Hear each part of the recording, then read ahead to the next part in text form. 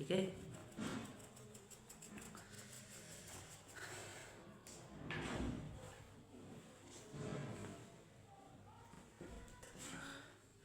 नमस्कार प्यारे छात्रों, आप सभी का स्वागत है आपके channel knowledge tutorial home tutor में।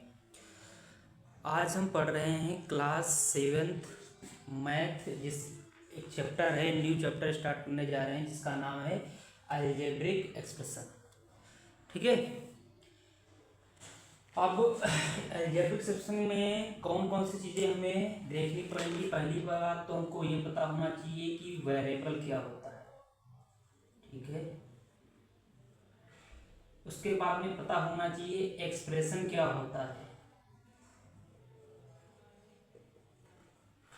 कांस्टेंट कौन सी चीज होती है। ठीक है।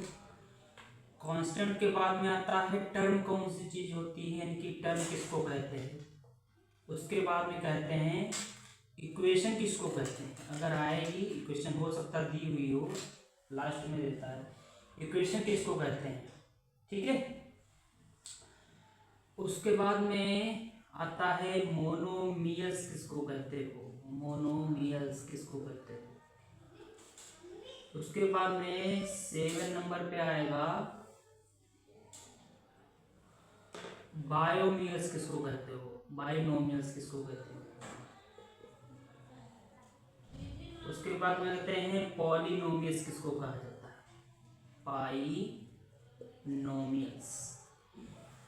अगर मुझे अलजेब्रिक एक्सप्रेशन का एक भी क्वेश्चन नहीं छोड़ना है तो हमको क्या करना पड़ेगा, वेरिएबल को समझना पड़ेगा, एक्सप्रेशन को समझना पड़ेगा, कांस्टेंट को समझना पड़ेगा, टर्म को समझना पड़ेगा, इक्वेशन को समझना पड़ेगा, मोनोमियल्स को समझना पड़ेगा, बायोनोमियल्स को समझना पड़ेगा और पॉलिनोमियल्स को समझना पड़ेगा। इसका मतलब है अगर मुझे ये बेसिक चीजें आ रही हैं तो क्या होगा, जितने भी क्वेश्चन आएंगे, है ना, जब हम पढ़ाएंगे एक्सरसाइज में जितने भी क्वेश्चन आएंगे वो सभी क्या होंगे, आराम से क्या हो जाएगा, सोल्यूशन उसका आ जाएगा। उनको समझ में आएंगे कि देखो हम मान लो अभी क्वेश्चन करवाने लगे डायरेक्ट, तो क्या होगा, तो ऐसा होगा कि हमें पता ही नहीं है वेरिएबल क्या होता है, एक्सप्रेशन क्या होता है, हम डायरेक्ट आंसर ले रहे हैं, तो उसमें क्या होगा, रट्टू तोता बन जाओगे। और रट्टू तोता एक बार किया जाता है, उसके बाद में जब दोबारा अगर करना होगा तो आपको दिक्कत होगी।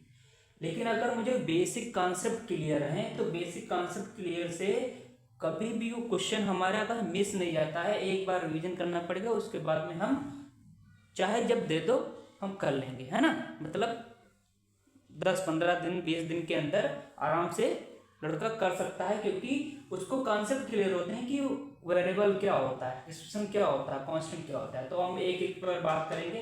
वेरिएबल क्या होता है, वेरिएबल का मतलब होता है अचल संख्याएं, यानी कि जैसे हम कहें A B C D X Y Z, इस तरीके से एल्स T, ये सब क्या है, ETC, ये सब क्या होते हैं, वेरिएबल्स होते हैं। यानी कि A के फॉर्म में, B के C D X Y Z के फॉर्म में, या P Q R S के फॉर्म में अगर कोई भी दिया हुआ है लेटर, तो वो क्या होगा, उसको हम वेरिएबल कहेंगे। यानी कि उसमें नंबर नहीं होगा, है ना, नंबर नहीं होगा। ऐसे यहाँ पे ऐसे लिखा हुआ है 3A, तो A क्या है, A हमारा वेरिएबल है, 3 क्या है, 3 नंबर होता है जो कि कांस्टेंट, क्या है, कांस्टेंट है। कांस्टेंट मतलब होता है फिक्स है ये, है ना।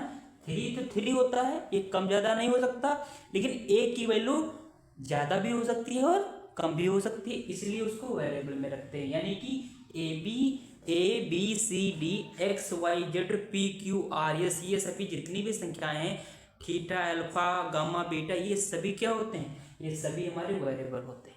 यानी कि जिसकी वैल्यू वेरी करती रहती है। वेरी मतलब होता है अलग अलग होगी। जैसे हम कहें एक की वैल्यू फिक्स तो नहीं है, फिक्स कब होगी, जब हमारा क्वेश्चन आएगा। एक वैल्यू 1 भी हो सकती है, 2 भी हो सकती है, 3 भी हो सकती है, 4 भी हो सकती है ना, 5 भी हो सकती है।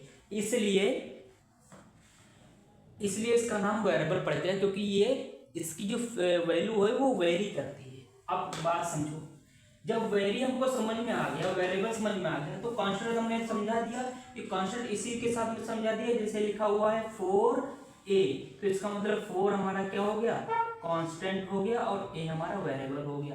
तो इसी चीज को हम यहाँ पर लिख लेंगे, यानी कि कोई फिक्स वैल्यू हो, फिक्स वैल्यू जैसे 4 है, 5 है, 6 है, 7 है, 8 है, 100 है, 1000 है, कुछ भी ले सकते हो, यानी कि नंबर हो, फिगर हो कोई, कि उसके कोई निश्चित डेफिनेट हो कि हाँ यही चीज है, इसकी चीज बदलेगी नहीं कभी, 4 कभी बदलेगा नहीं, 4 ही रहेगा। अगर जैसे मान लेते हैं x की वैल्यू 4 आ जाए तो 4 हमारा क्या कॉन्टेस्ट होगा, है ना। कॉन्स्टेंट मतलब है ये नियत है, नियत मतलब डेफिनेट है, फिक्स है। लेकिन यहाँ पर x की वैल्यू, x क्या है अपने आप में, वेरिएबल है, लेकिन x की वैल्यू पूछे तो अगर 4 है तो वो 4 कॉन्टेस्ट बन जाएगा, यानी कि वो नियतांक बन जाएगा। समझ आई बात नहीं है। तो यहाँ पर हमको दो चीजें तो क्लियर हो गई, क्योंकि यही जो सबसे छोटी चीज होती है। अब जैसे एक्सप्रेशन बनता कैसे, एक्सप्रेशन बनता है टर्म से। कैसे बनता है, टर्म से, यानी कि टर्म को जो ऐड कर दोगे, किसको, टर्म को, एक टर्म, दो टर्म, तीन टर्म, चार टर्म, है ना, इस तरीके से जो ऐड कर दोगे, तो टर्म को ऐड करने पर, यानी कि addition of the term is called that expression, ऐसे कर सकते हो, है ना। कहने का मतलब जैसे लिखा हुआ है 3x² प्लस 8x प्लस 3, ठीक, ये हमारा क्या है, ये हमारा एक्सप्रेशन है।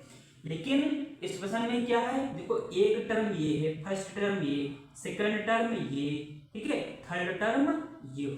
ध्यान रखना इस बात को, जब कभी भी ऐसे एक्सप्रेशन दिया हुआ हो, यानी कि अलजेब्रिक एक्सप्रेशन दिया गया हो, उसमें ये तुमको देखना है कि प्लस कितने हैं और माइनस कितने हैं, यानी कि प्लस और माइनस तुमको काउंट करने हैं। वो प्लस माइनस एक में ही काउंट है। जैसे मान लेते हैं यहाँ पर माइनस भी होता है, तब भी हम जब मान लेते हैं यहाँ पे माइनस लगा लेते हैं, ज्यादा समझ में आएगा।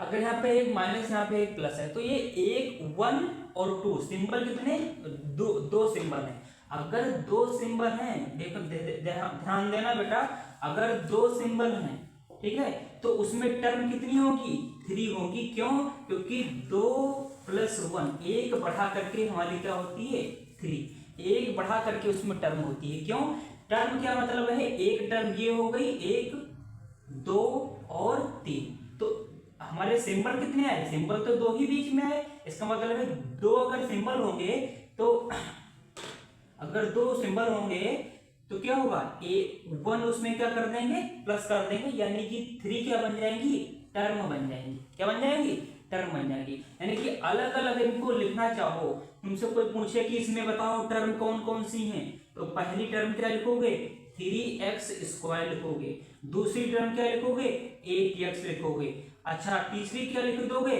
3 लिख दोगे। यहाँ पर प्लस माइनस लगाने की जरूरत नहीं है, बस टर्म पूछ रहा है। तो पहली टर्म बन जाएगी 3x², दूसरी टर्म बन जाएगी 8x और तीसरी बन जाएगी 3।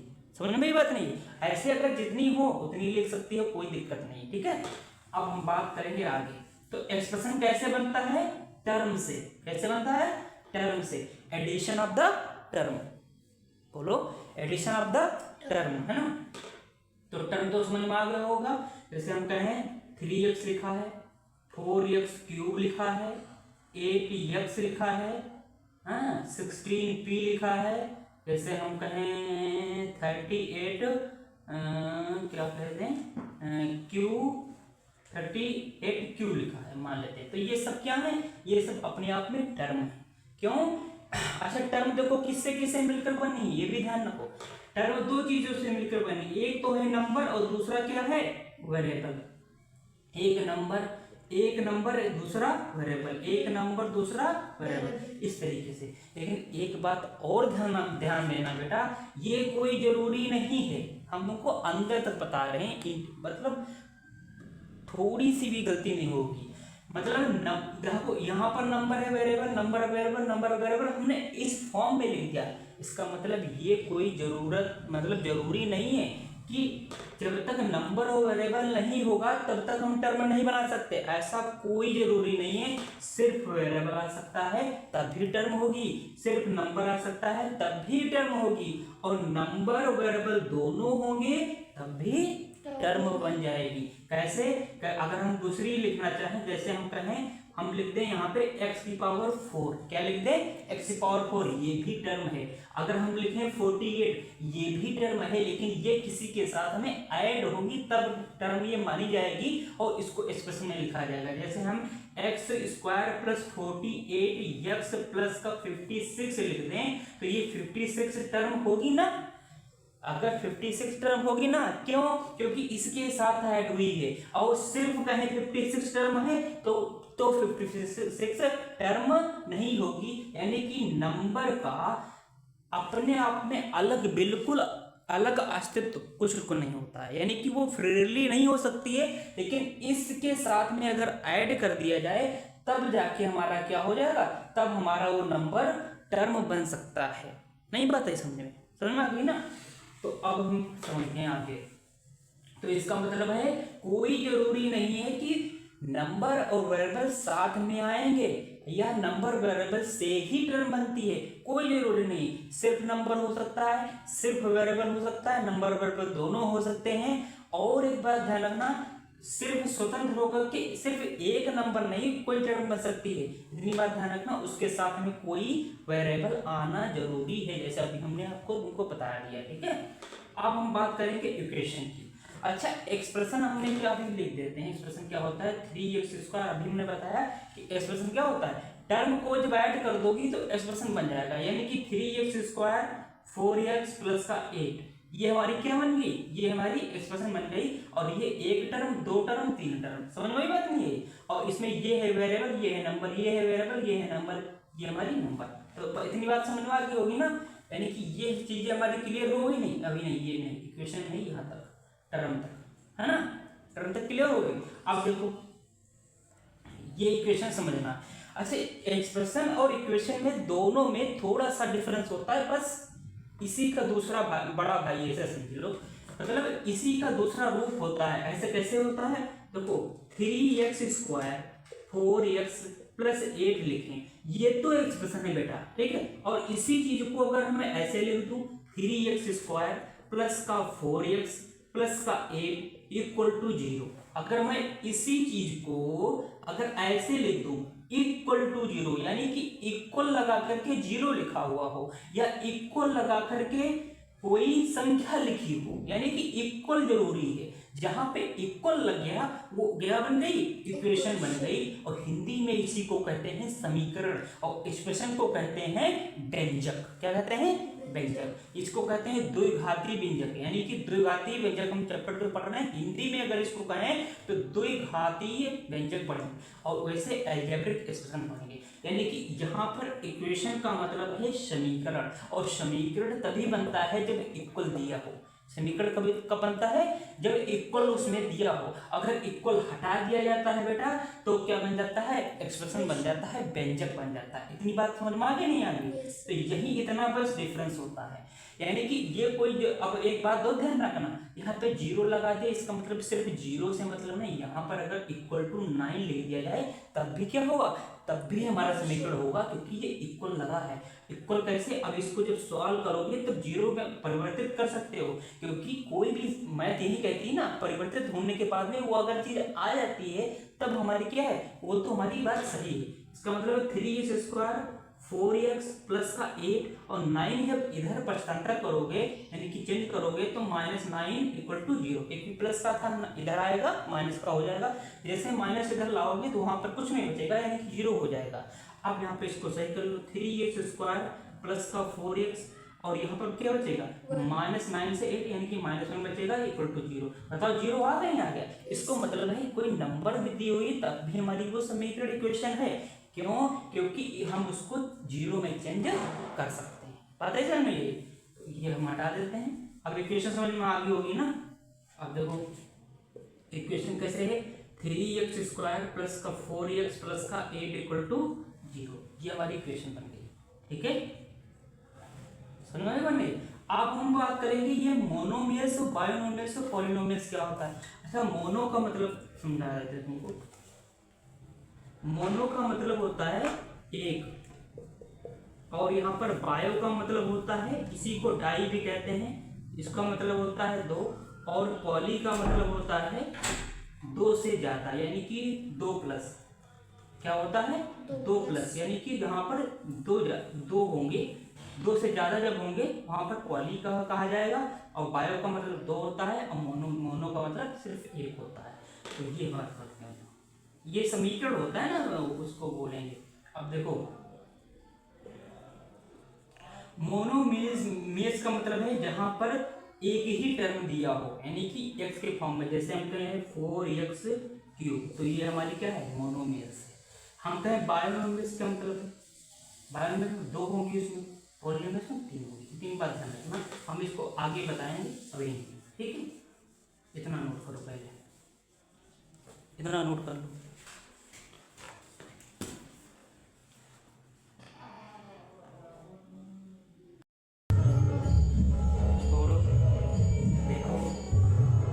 मोनोमियस, बायोमियस और ट्राइनोमियस। इसका मतलब देखो, मोनो का मतलब अभी तुमको बताया था क्या होता है। मोनो का मतलब होता है +1, यानी कि 1 होगी उसमें से। जैसे हम लिखें 3x², तो ये क्या होगी? ये मोनोमियस होगी। जैसे हम लिखें 4x, ये भी मोनोमियस होगी। सिर्फ लिख दे 3, तब भी मोनोमियस होगी। 4x³ लिख दें, तब भी क्या होगी? मोनोमियस होगी। यानी कि सिर्फ एक टर्म जिसमें होगी उसको क्या बोलेंगे? मोनोमियस बोल देंगे। बायोनोमियस में क्या होता है? उसमें आती है 2, कितनी आती है? 2। जैसे हम लिखें 4x + का 5, ये हमारी क्या होगी? ये होगी बायोनोमियस। फिर आएगा 3x + का 7, ये भी होगी बायोनोमियस। इसके बाद में आएगा 8x + का 11, ये भी होगी बायोनोमियस, ठीक है? अब हम बात करेंगे ट्राइनोमियस। ट्राइनोमियस होता है 3, वहां पे आएगा 3, है ना? जैसे मुझे 4x³ + का 8x + का 6, ये हमारी क्या बनेगी? ट्राइनोमियस। उसके बाद में आएगा 5x³ + का 9x + का 8, ये हमारी क्या बनेगी? ट्राइनोमियस। तो 1-2 एग्जाम्पल रखते हैं, समझ में आ रहा होगा ना? कहने मतलब जिसमें 2 टर्म होंगी उसको बाइनोमियस, जिसमें 3 होंगी उसकी ट्राइनोमियस, जिसमें 1 होगी उसको मोनोमियस। इसी तरीके से फोर्थ क्या होता है? पॉलिनोमियस। क्या होता है? पॉलिनोमियस। और पॉलिनोमियस का मतलब होता है, पॉली का मतलब क्या होता है? ज्यादा, मोर। मोर मतलब है 3 से ज्यादा हो जाएगी तब पॉली हो जाएगा। इसका मतलब है 4x³ + का 7x + का 6, यहाँ पे स्क्वायर लगा लो, तो x + का 8, ये भी क्या है? ये हमारी पॉली होगी। क्यों?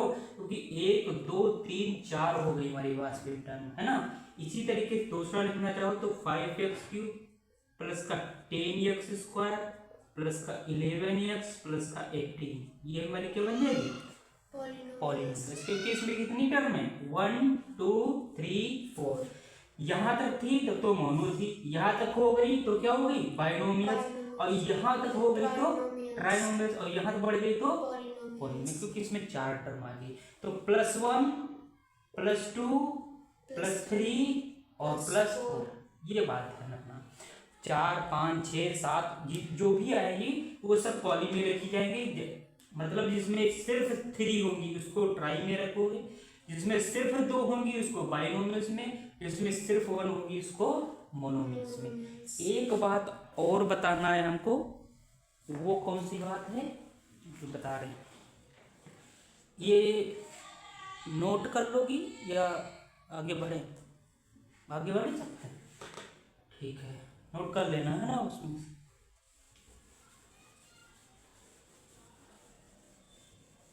देखो इसके साथ में जैसे टर्म हम लिखते हैं तो टर्म में 2 चीजें आती नहीं आती। एक आता है वेरिएबल, जैसे हम कहें 5x³, तो एक तो हमारा क्या है? ये तो नंबर होता है और ये वेरिएबल होता है, यानी कि n + b मिलकर के t बनता है। मतलब क्या हम कहना चाहते हो? ये है नंबर, क्या है? नंबर। इसको कहते हैं वेरिएबल। क्या कहते हैं? वेरिएबल्स वेरिएबल और इसको कहते हैं टर्म। क्या कहते हैं? टर्म। तो ये हमारा फार्मूला एक होता है, ऐसे समझ सकते हो। अब एक बात और ध्यान रखना, इसी नंबर को कोफिशिएंट भी कहते हैं। क्या कहते हैं? कोफिशिएंट। हम देखो नंबर तो जानते हैं, लेकिन जब हमसे कोई चीज पूछेगा तो वो कोफिशिएंट पूछेगा, नंबर नहीं कहेगा कि हमको नंबर बताओ इस टर्म का। वो पूछेगा what is the coefficient is the from this term, यानी कि एक टर्म दे देगा या 4 टर्म दे सकता है या 1 दे सकता है, और उसमें से पूछ लेगा कि कौन सा इसमें कोफिशिएंट है। तो कोफिशिएंट वही होगा जो टर्म में हमारा नंबर होगा, है ना। नंबर इक्वल टू कोफिशिएंट, उसी को कोफिशिएंट कहते हैं। ठीक है, सुन रहे हो नहीं? तो ये चीज हमको बताना था, ये चीज मैंने बता दिया। लिख लो, ये एक बार एग्जाम्पल लिख के इतना लिख लो, एग्जाम्पल लिखो और इसके लिख दो ये है कोफिशिएंट हमारा। देखो ये, और ये हमारा वेरिएबल है। लिख लिया? अब तो मेरी समझ से अब लायक हो गई हो किस पर? एक्सरसाइज पे। एक्सरसाइज पे हम आगे नेक्स्ट करते हैं। आगे देखो, अब तुम लायक बन गई हो किसके लायक? एक्सरसाइज के लायक। अभी एक्सरसाइज के लायक नहीं थी, अब समझ में आ जाएगा कि जब एक्सरसाइज करेंगे तो जो भी पूछेगा ना, तो तुम्हारे दिमाग से लेकर के जुबान तक क्या रहेगा? आंसर। ठीक, पहला देखो क्वेश्चन क्या कह रहा है। पहला क्वेश्चन इसमें तो तुमको बताना है, get the algebraic expression in the following case using variable constant and the arithmetic operations. तो बताना है कि कौन सा एक्सप्रेशन बनेगा, वेरिएबल कौन सा होगा। देखो पहला कह रहा है, फर्स्ट क्वेश्चन क्या कह रहा है? सब्सट्रैक्शन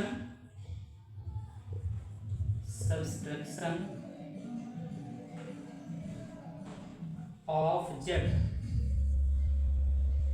फ्रॉम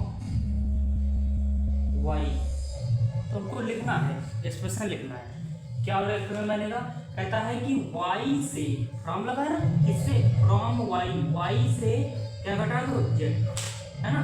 सब्सट्रैक्ट करना है, सब्सट्रैक्ट मतलब घटा दो, किससे? वाई से जेड। तो हम चाहे वाई लिख लो और माइनस जेड लिख दो, ये क्या बन गया? यही हमारा क्या है? आंसर है। ये हमारा क्वेश्चन है, ये हमारा आंसर है। देखो देखो,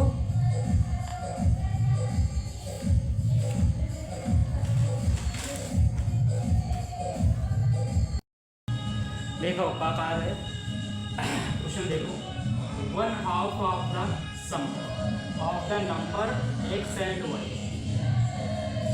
कहता है जो x और y, इधर से क्वेश्चन इधर से सॉल्व करना, इधर से नहीं कर पाओगे। कहता है कि x और y, x and y number जो है ना, इसका सम मतलब है x प्लस y, ये कह रहा है ना, यानी कि x एंड y का जो सम है और उसका हाफ, उसका आधा। तो ये हो जाएगा पूरे का आधा, पूरे सम का आधा है, ध्यान रखना। सिर्फ y का नहीं, सिर्फ x का नहीं, x प्लस y का आधा। तो ये हमारा क्या बन जाएगा? x बटे 2 प्लस y बटे 2। ये हमारा क्या है? या इसी को x प्लस y लिखो, अपान 2 लगा दो, ये भी आंसर। मतलब चाहे ये कहो चाहे ये कहो। नोट करो, the number of the Z multiply by itself. कहता है